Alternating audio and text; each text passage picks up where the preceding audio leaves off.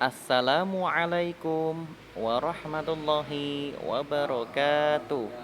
Selamat pagi anak-anak. Hari ini pelajaran fikih untuk kelas 4 sudah sampai pada bab yang terakhir, yaitu tentang zakat. Silahkan nanti kalian bisa buka di buku paket kalian. Di situ ada bab yang terakhir, materi tentang zakat. Nah, melalui video ini Pak Anas akan memberikan sedikit penjelasan tentang zakat. Nah, yang pertama adalah pengertian zakat. Anak-anak, zakat itu adalah, kalau menurut bahasa, arti menurut bahasa, karena zakat itu berasal dari kata zakah, maka zakah itu artinya suci atau bersih. Ya. Nah, kalau menurut istilah, zakat itu adalah kadar harta yang diberikan kepada orang-orang yang berhak menerima zakat. Nah, untuk arti zakat itu ada di buku paket. Nanti kalian bisa simak lagi. Di sini secara singkat Pak Anas ingin menjelaskan mengapa kok zakat itu yang berasal dari kata zakah itu artinya suci atau bersih, ya. Karena tujuan orang membayar zakat itu adalah untuk mensucikan atau membersihkan harta, ya.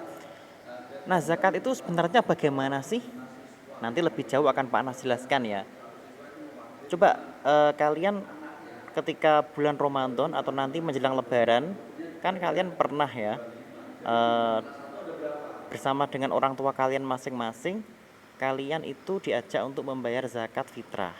Nah, kalau zakat fitrah itu membayar zakat yang pakai makanan pokok atau beras. Nah, itu zakat fitrah itu juga termasuk salah satu contoh zakat. Nah, zakat itu sendiri sebenarnya ada dua, ya, zakat fitrah dan zakat mal. Zakat fitrah itu yang dikeluarkan pada saat menjelang hari raya Idul Fitri berupa beras. Sedangkan zakat mal itu zakat harta. Ini bagi orang yang hartanya itu banyak, hartanya sudah eh, memenuhi batas. Nah, zakat itu adalah salah satu rukun Islam. Rukun Islam yang ketiga. Perintah zakat itu di dalam Al-Quran selalu berdampingan. Ini menunjukkan bahwa perintah zakat itu dalam Al-Quran selalu berdampingan dengan perintah sholat. Ini artinya bahwa zakat itu hukumnya wajib, ya. Sholat itu kan wajib ya anak-anak, ya. Sholat wajib. Nah, di Al-Quran tuh banyak sekali ayat-ayat yang misalnya wa aqimus sholata wa atuz zakah misalnya. Itu artinya dirikanlah sholat dan bayarkan zakat. Nah, itu berarti zakat itu hukumnya adalah wajib atau fardu ain. Oke, sampai di sini paham ya anak-anak, ya. Nah, sekarang kalian juga harus mengenal istilah dalam zakat. Yang pertama adalah ada muzaki. Muzaki adalah orang yang membayar zakat. Jadi kalau ada orang memiliki kelebihan harta pada saat bulan Ramadan, dia membayar zakat fitrah, dia memberikan kepada orang miskin misalnya, maka si dia ini atau orang ini disebut muzaki, ya, orang yang membayar zakat. Lalu yang kedua ada istilah mustahik. Kalau mustahik itu adalah orang yang menerima zakat. Jadi kalau muzaki itu misal yang punya beras bayar zakat fitrah. Nah, mustahik itu adalah orang fakir miskin atau orang yang menerimanya, itu adalah mustahik. Kemudian nisab. Nah, nisab ini untuk zakat mal atau zakat harta, bahwa orang yang wajib membayar zakat, ya, terutama zakat mal atau zakat harta itu adalah memiliki batasan harta minimal itu atau paling sedikit itu senilai 93,6 gram emas, ya. Jadi kalau 1 gram emas mungkin harganya 500.000, berarti kemungkinan atau perkiraan, ya, lebih dari 30 juta uang yang dimiliki oleh seorang, maka orang itu wajib membayar zakat. Nah, Nanti di materi kelas 5 itu ada pembahasan lebih lanjut tentang zakat mal ya. Kalau di sini adalah kelas 4 ini adalah materi pengenalan tentang zakat terlebih dahulu seperti itu. Nah, kemudian yang keempat adalah haul. Haul itu adalah waktu 1 tahun dimilikinya harta. Jadi kalau ada orang memiliki emas ya, perhiasan emas sebanyak 100 gram misalnya. Nah, itu kan sudah melebihi batas kan, sudah melebihi nisab. Nah, tapi jika emas itu tersimpan mungkin baru beberapa bulan yang lalu atau belum sampai 1 tahun, maka belum wajib dizakati. Nanti zakatnya nanti ya, setelah 1 tahun kepemilikan ya, setelah 1 tahun dimiliki. Oke anak-anak. Nah, lembaga atau badan yang mengatur pelayanan zakat di Indonesia disebut BAZIS ya. BAZIS singkatan dari Badan Amil Zakat Infak dan Sodakoh atau yang sekarang dikenal dengan Basnas ya, Badan Amil Zakat Nasional. Itu yang dikelola oleh pemerintah, baik pemerintah pusat maupun pemerintah daerah. Nah, jadi membayar zakat itu bisa langsung ke fakir miskin, mungkin ke tetangga-tetangga kalian atau teman-teman kalian yang kalian anggap tidak mampu, kalian bisa memberikan zakat. Tapi juga zakat itu bisa diberikan kepada lembaga, yaitu BAZIS atau Basnas ya. Kemudian di sini ada materi tentang mustahik. Mustahik ada 8. Nah, kalau muzaki tadi kan orang yang membayar zakat ya. Kalau muzaki itu ada satu, hanya ada satu jenisnya. Tapi kalau mustahik itu jumlahnya ada 8. Yang pertama adalah fakir, 2 miskin, 3 amil, 4 rikob, 5 gorim, 6 sabilillah, 7 ibnu sabil, dan 8 mu'alaf. Nah, di sini akan Pak Anas jelaskan satu persatu.